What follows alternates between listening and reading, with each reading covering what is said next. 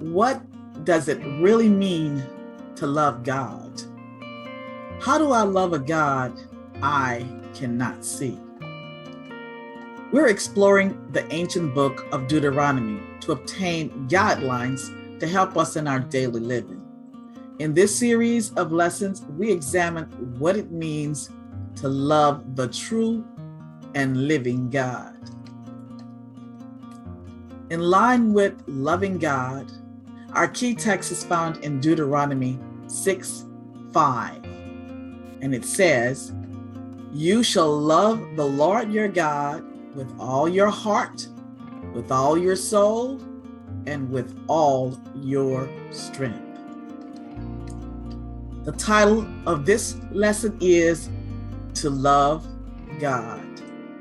After Moses gave the children of Israel a history lesson of their ancestors' experiences with God, he proceeded to give them instructions on what they were to do in order to take the land God had promised their ancestors.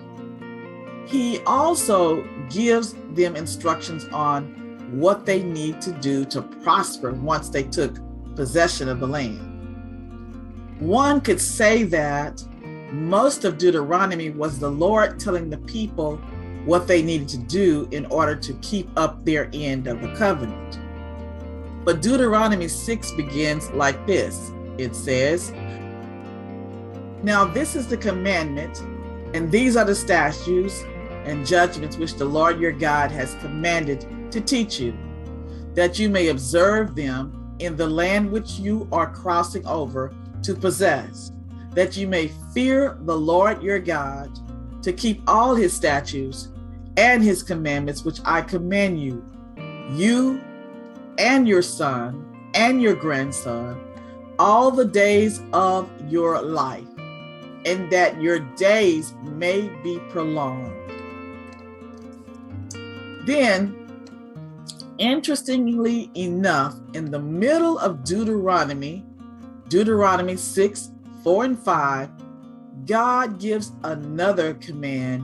He says, "Hear, O Israel, the Lord our God, the Lord is one. You shall love the Lord your God with all your heart, with all your soul, and with all your strength." Love the Lord your God with all your heart. Now, that's interesting, that here in the midst of the law, in the heart of all the warnings, rules, and provisions, God tells them they are to love God, and not just to love him, but to love him with all your heart, with all your soul, and with all your strength. This command indicates just how deeply God loves us. He loves us, and in return, he wants us to love him just as deeply.